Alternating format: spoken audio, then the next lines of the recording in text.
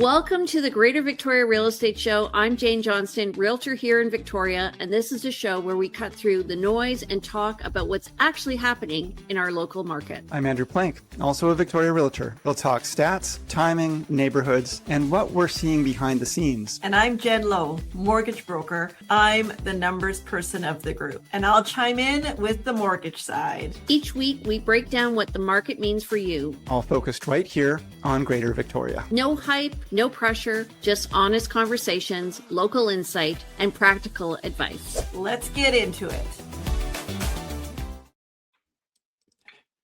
Good morning. Good morning. It's June 17th. We're going to be talking today about some technology in real estate, and Jen's going to be talking about lending. Right, Jen? You got it. Excellent. Yeah. All right. Good to see you guys. That's good. Good Yeah, to see you too. Everybody, I hope, had a good week. It looks like it's been busy out there for everybody. Yes. Weather is great too. Oh, man. Yeah, that's a little bit hard to get. Like, I've had some long days, and I was able to get out paddleboarding on Sunday, which was great with some friends Sunday morning. But other than that, it feels like it's been a lot of work. And it's hard to see such nice weather and be in that mode. Yeah. Yeah. It's been very windy where we are, actually. And so actually the rowing hasn't been going on because of that. So,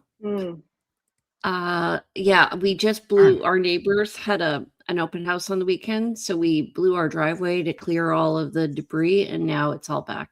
So that's kind of you. No. Your neighbors had an open house and you blew your driveway. Did you blow it onto their driveway? We went over, we cut our grass, and we went over and cut our neighbor's grass too. Oh, wow. Okay. Nice. Good for you. That's good neighborly stuff. You're trying to keep the values up in the neighborhood. Yeah, it's pretty funny. I just thought, oh, what the heck, Yeah.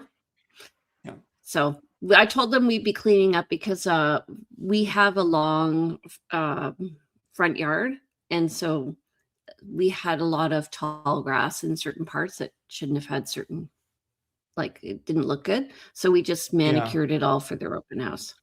You live pretty rural, so it's understandable that things kind of go back to nature a little bit from time to time. We're not talking about an open house in, the uplands or something. Jane isn't a derelict homeowner. It's just people would have had to drive by my house to see their house. That's the problem. Yeah. Anyway, well, good for you. All right, so that's super neighborly. Yeah. So let's get started. We are going to do Jen's mortgage update, a weekly update, and then a general chat. Jen, what's going on, babe? Yeah.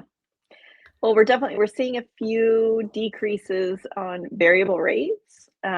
So for a conventional mortgage, with more than 20% down, the rate's been reduced. We're down to like around 3.74 for that, which is nice.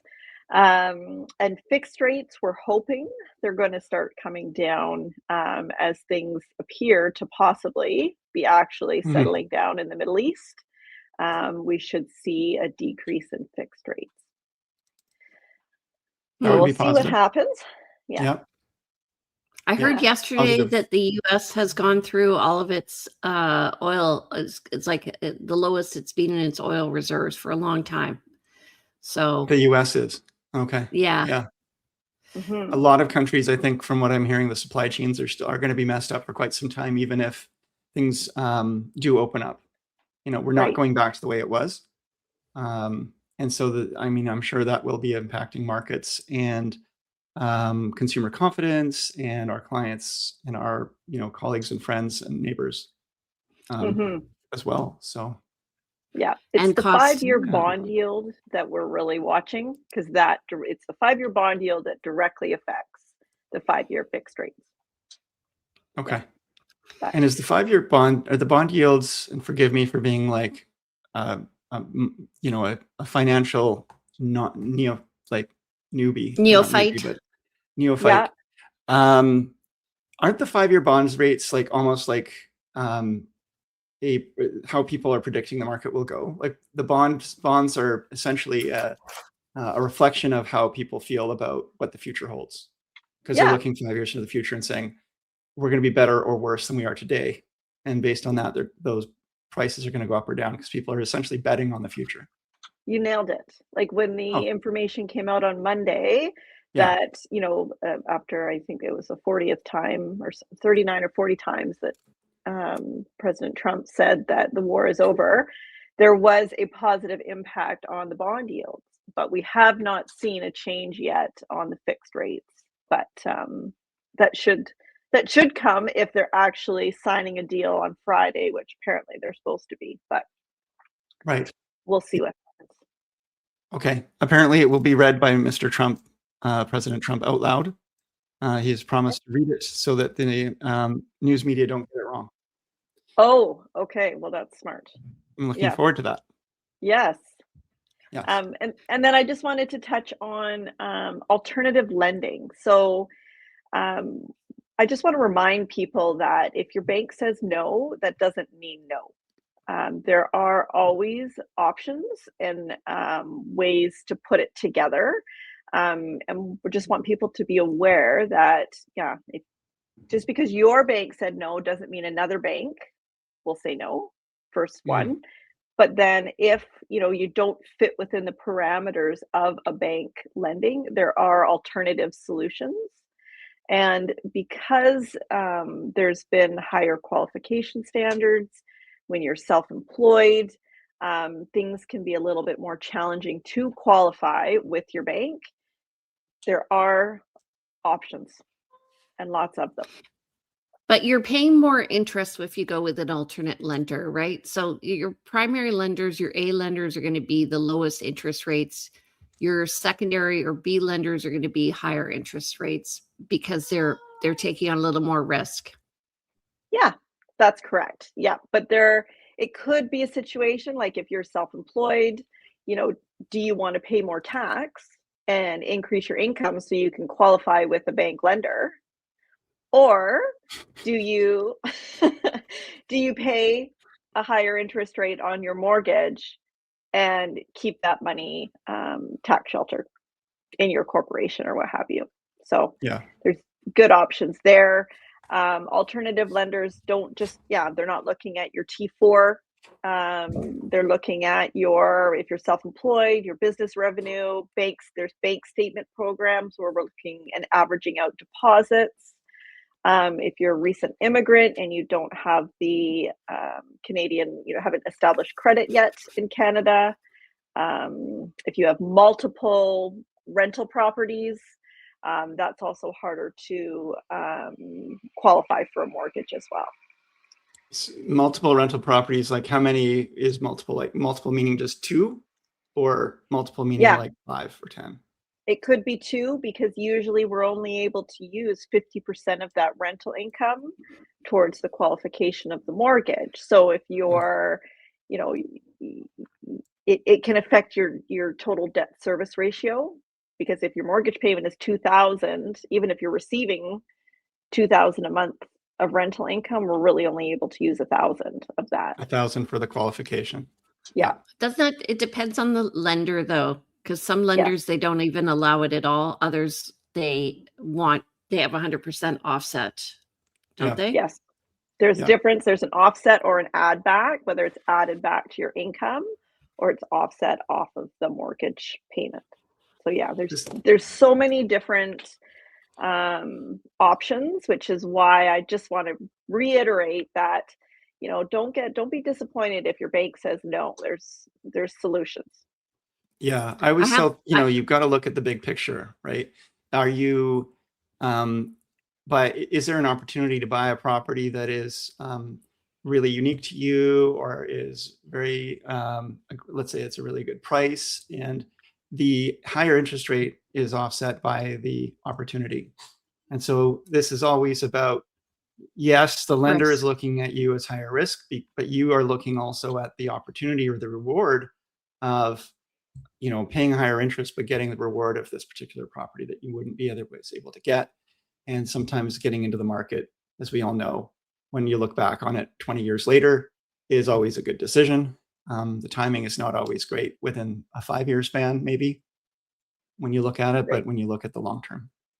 Exactly. Yeah. Yep. And the goal is always to get the client back into an A lender and create a plan around that, for sure. But yeah, there's lots of options.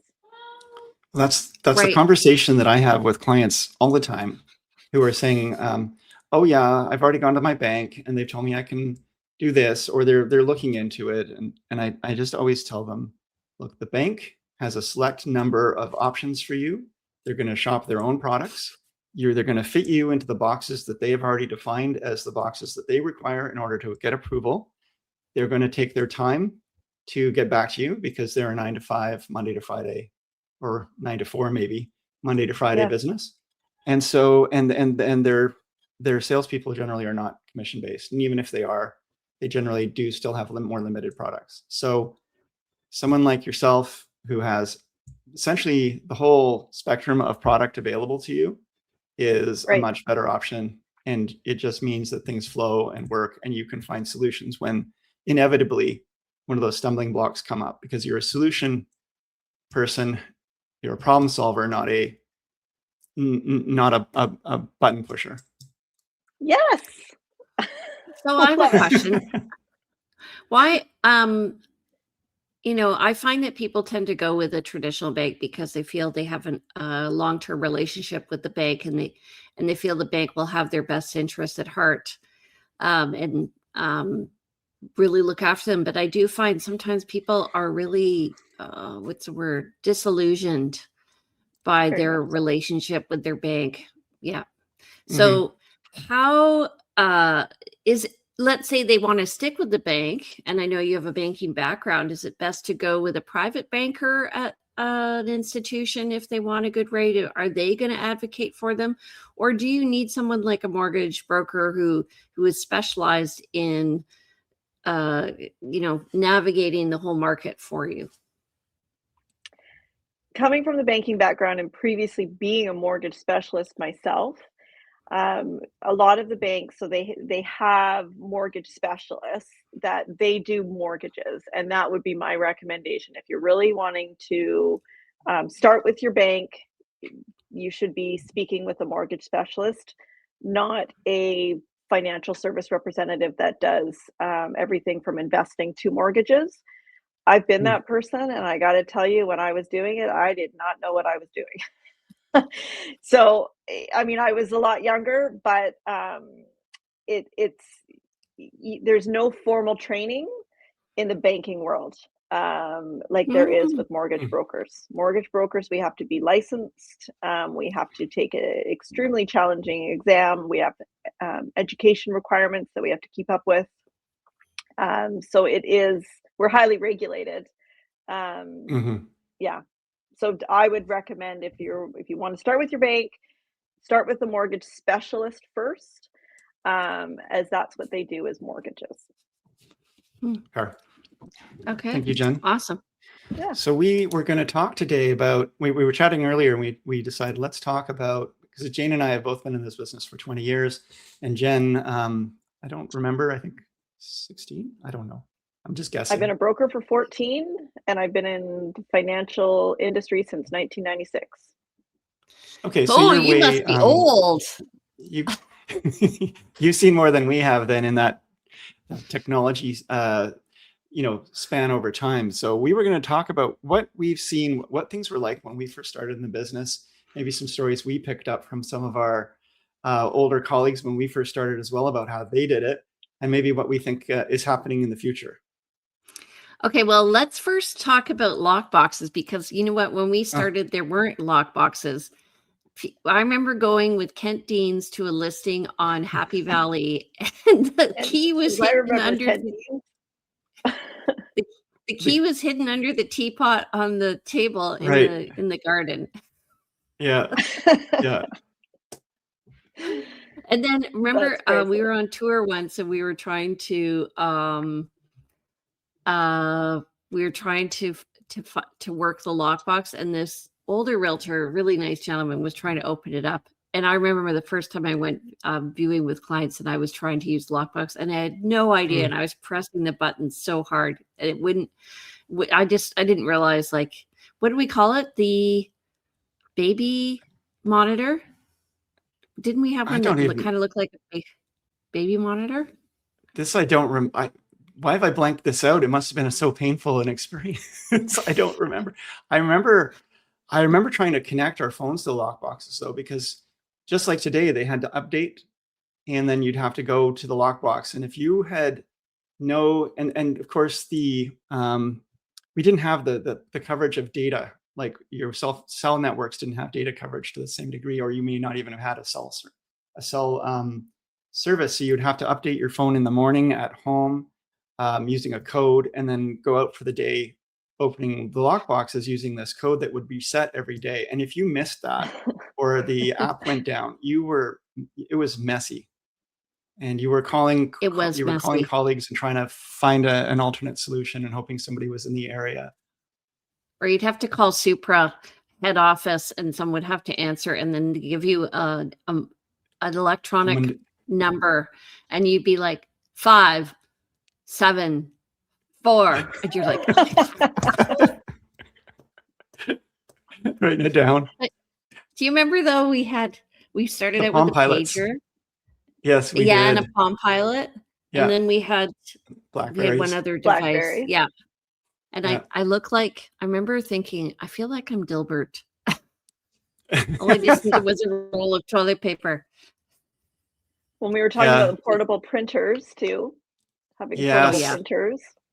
Yeah, I had a portable printer. I only recently sold it, but I had a lightweight portable printer that I kept in the car so that if we were out showing properties and clients wanted to write an offer, we didn't have to go back to the office. We could just get it ready and go, because sometimes, you need to get your offer in and presented as soon as possible because maybe there's 10 other people lined up to present. And this is pre-COVID, well before COVID, we were actually parked on the road with our clients parked behind us. And agents were sort of queued up to go and present in person their offer while the owners were sitting around the table with their agent feeling very, very happy and entitled as you walked in, hat in hand, going, please work with our offer. But if you didn't have sorry, go ahead. I was just going to say, if you don't have your act together, if you don't have the tools to do the business at the time, you always have to be a little bit more cutting edge to be ahead of the next latest and greatest tech. Mm-hmm. I remember when, oh my God, I can't remember his name. He was a developer and his daughter was in business. She's still in business, so I probably shouldn't say his name, but I remember. I do know who you're talking about. Okay. So I remember him being in the office and he had to send strata documents to somebody, and strata documents are hundreds of pages, and him giggling at the fax machine as he was faxing these because he just knew take forever. Take forever, rather. And then when scanning came in, it was like, oh my God, we were still doing contracts by paper, but then on Wednesdays we could scan, or that's what I did. I'm very regimented. So Wednesday mornings I would go in and scan my offers into the office, and I realized I could scan it to my email and email to everybody at the same time. Like, oh my God. And Jane, you're talking about, you'd already presented your offers, had them accepted, but now you're talking about getting the paperwork to the office so they have a record of it. And that's just to clarify. She wasn't just waiting on Wednesdays to make offers. You're not that regimented. No. Yeah. No. But, I think the thing is, for me, well, especially with the lockbox, now it automatically updates on my phone every morning. But I lived in the far end of Machosen at Pearson College, and I could only update my lockbox at the corner of Pearson College and William Head, this one corner, and I'd be like doing my update, and then I would take off. And I remember, like, there usually was no traffic behind me, but every once in a while I'd be like, what the hell are you doing? Right. Yeah. So it takes a while. It's not like it's an instant update either. It's like the old modems where you hear it wasn't the equivalent, but you got that beep, beep, beep, beep. that was The other thing, butchered that. like with technology and Yeah. even house builds, since we've gotten in about how, when you used to have like, do you have Cat 4 or Cat 3 technology for hardwiring and making sure you had, where was the internet outlet in every room, and now, and telephone outlet and all that stuff and cable, and now it's all Bluetooth. It's so much easier. Everything's smart wired, wirelessly done. But yes, in the day, that was a feature. And just, I remember there was a time where if you had a small footprint condo and it didn't have a flat screen TV on the wall, you couldn't sell it. But the minute you put the flat screen TV on the wall, people were like, oh, I'm going to buy that condo because it comes with a flat screen TV. This TV was the value of the condo. Interesting. That was nuts. The other thing is, I remember going into a house that had a built-in TV, and so they had the screen right against this cutout in the wall. Only when you went back, it was like 5 feet of the back of the TV. You know what I'm saying? Those in the other rooms. Yeah, because it was a tube TV, right? So it had to go really deep. It was not a flat screen TV. It just looked like a flat screen TV. Okay. Yeah. That's good. I want to go back to Kent Deans. Oh yeah, I love Kent. Kent and I, one of the first listings I ever did was Kent sort of shepherded me through it, and it was a foreclosure. And we were given our Derek Sharp, the managing broker out in the West Shore, had this call come in, I guess, and he says, "Oh, I've got a foreclosure for you." This is back in the days when the managing broker actually gave you business, and people would call the company, not the individual agent, and say, "Hi, I'd like to list my home." So we listed a property on Bryden Court. But what I remember most about this, because was the way that Kent organized his files. And you had a paper file folder, like we do everything digitally now, and everything is organized in online files. But you had a physical file folder, and you'd have you'd get a 2-hole punch, and you'd punch a hole, and then you'd put a little at the top wire thing through it, and you would 2-hole punch all your documents. You end up with this really thick file with all of these papers you could flip through.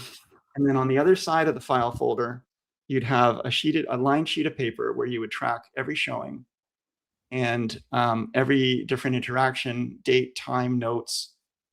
The basic listing information would be on the top of that sheet. And then any other sundry material would go into the file. Did you do the same? Carry it with you. Yeah. And you'd carry it with you. You'd have all these files. Yeah. I worked in law for 5 years in my 20s after I graduated from university during a recession. So that tells you how old I am. And so luckily, I think that's what gave me a leg up. I think actually in the beginning was I was organized from the beginning. But I've always been, yes, that's true. That's a big one. But it was. No, you go ahead. Go ahead, Jane. Oh, I was just going to say, I went on. Oh, here we are. Can I jump into this?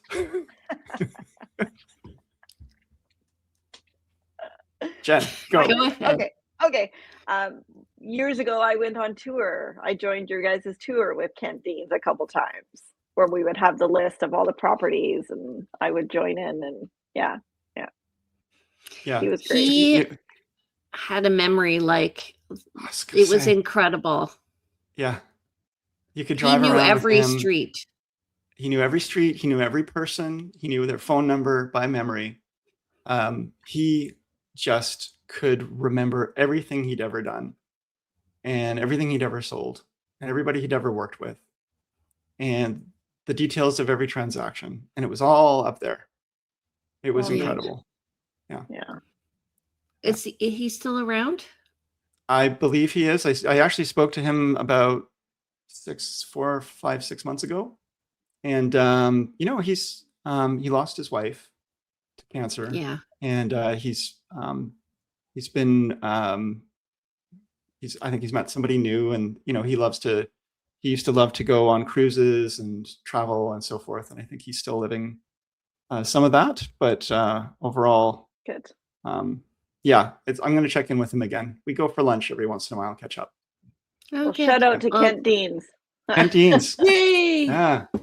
Great role model. Heart. Yes. I can't do the heart thing. There it is. Okay. There we go. Hearts. All right. Well, Yeah. let's. So, well, that was, and Kent also had stories of, let's keep on the tech because we were talking about pagers, right? Okay. So prior to us being in this business, I know Kent would talk about, walking. We had pagers too when we first started. But Kent would talk about, his pager would go off and he had to keep a roll of quarters with him all the time because payphone. you didn't have a cell phone, you had a pager. And we had phone booths everywhere. And he would actually go to the phone booth, and Super Kent would go into the phone booth, throw the quarters in and make the calls to return calls to people and talk to everyone. But that was a requirement of the day. That was part of the technology required. You need to have your quarters with you in order to get back to people. Well, when Gmail came in, that really changed everything. Like there was Hotmail before it, but Gmail, just the fact that we could go into the office and check our emails remotely. And so everybody was going from Hotmail to Gmail. And then people would leave their emails open on the desk and you'd be like, okay, well, I don't need to see Andrew's correspondence. People were pretty good about it, but it was a big change. So the whole, and then getting it on your phone, that was a huge change because then all of a sudden people went from meeting in the office every week and doing updates and really being in touch with one another to all of a sudden everything went remote, especially in 2020. It's really changing changed. industry. Yeah. When we were at Pemberton Homes together and they had the bullpen in back, and that was where everybody convened. If you had work to do, you would go there. If you had time on your hands, you would go there to do the, water cooler talk and get caught up on what's going on. That was where everything happened. And it was also where you would go for help, because I know this because everybody would ask me for help because I was the tech guy at the time, and the older agents would come up and say, Andrew, I'm trying to do this and I can't fax that. And I'm like, why are you trying to fax that? Just scan it, etc. So yeah. And now I'm the old guy who asks the young guys for help. Not much. Okay, we better do stats because we're going to run out of time here.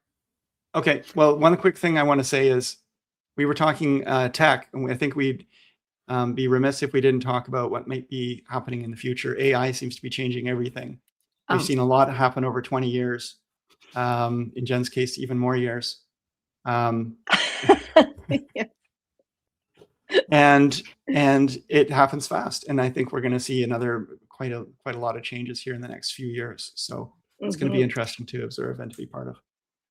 So as part of REMAX, there's a group called the Vanguard Group for people over 40, because they have the Young Leaders Group. And the guy who organized it, is funny, he was 37. I said, you're going to age out of your own group. So he is now in our group. Anyway, we're doing, I put a post in the group asking what the, how comfortable people were. And because I took a course last week in AI, and 20% of people hadn't adopted it. 20% were high-end adopters. And then the majority, so 60% were in the middle. So we had a real bell curve.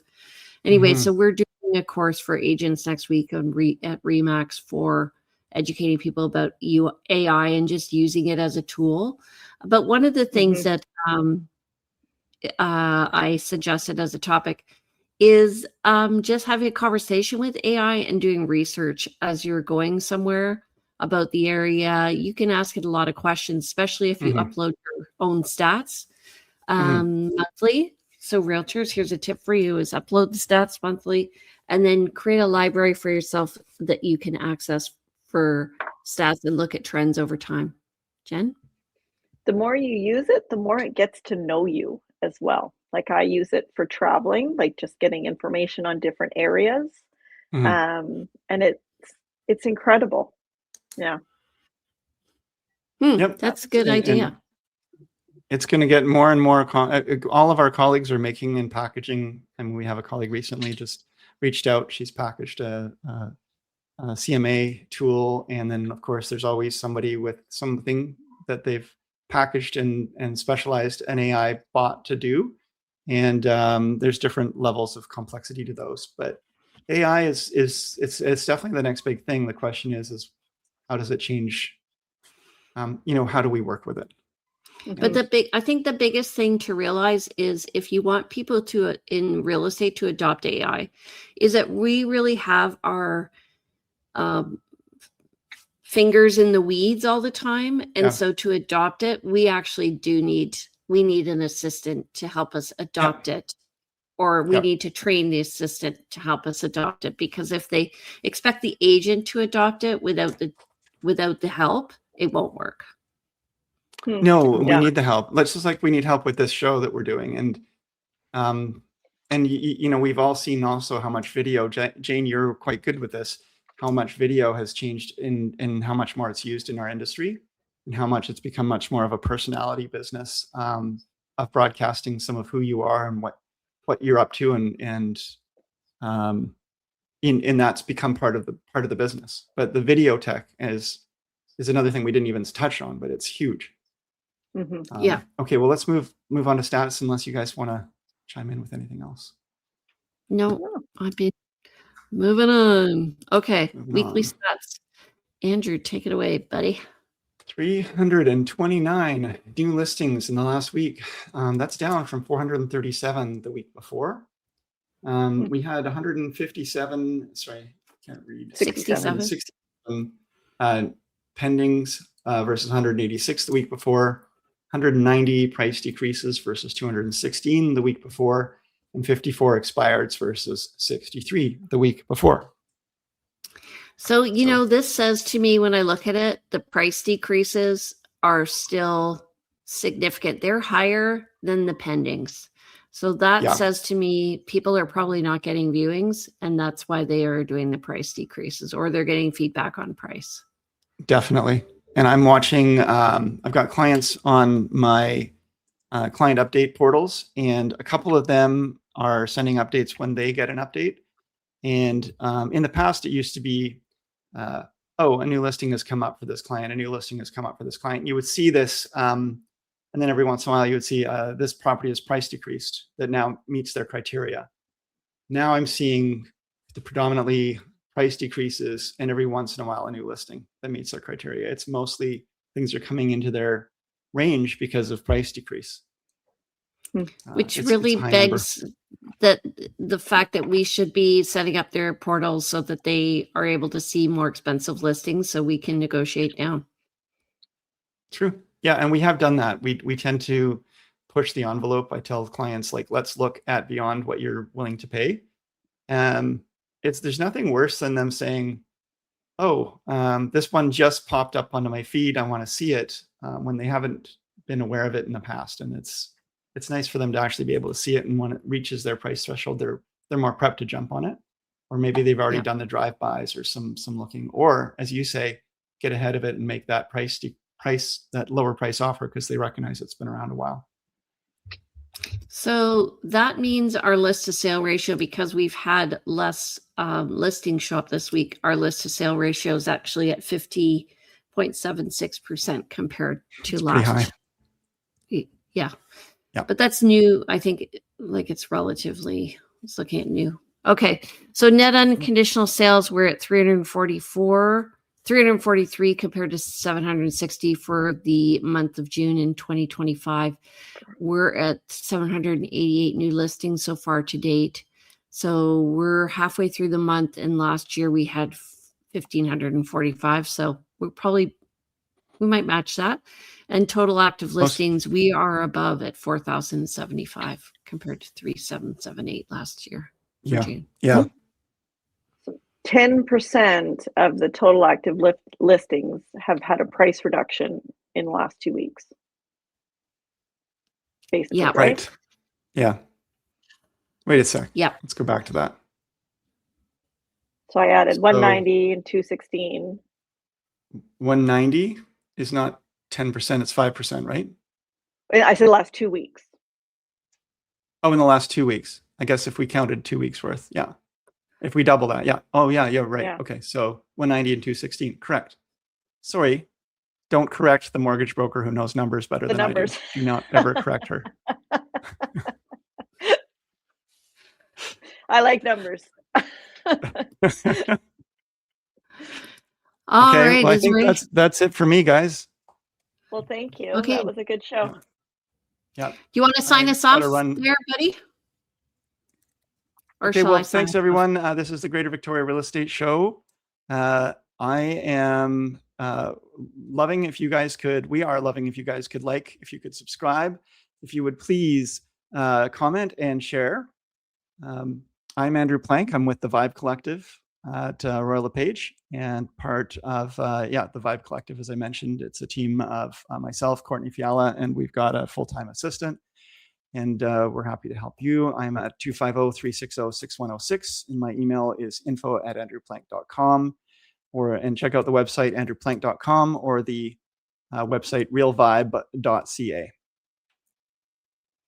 I am Jen Lowe, mortgage broker with Dominion Lending Center's Modern Mortgage Group. My cell number 250-217-4925. Email is jen@jenlowe.ca, and my website is jenlowe.ca.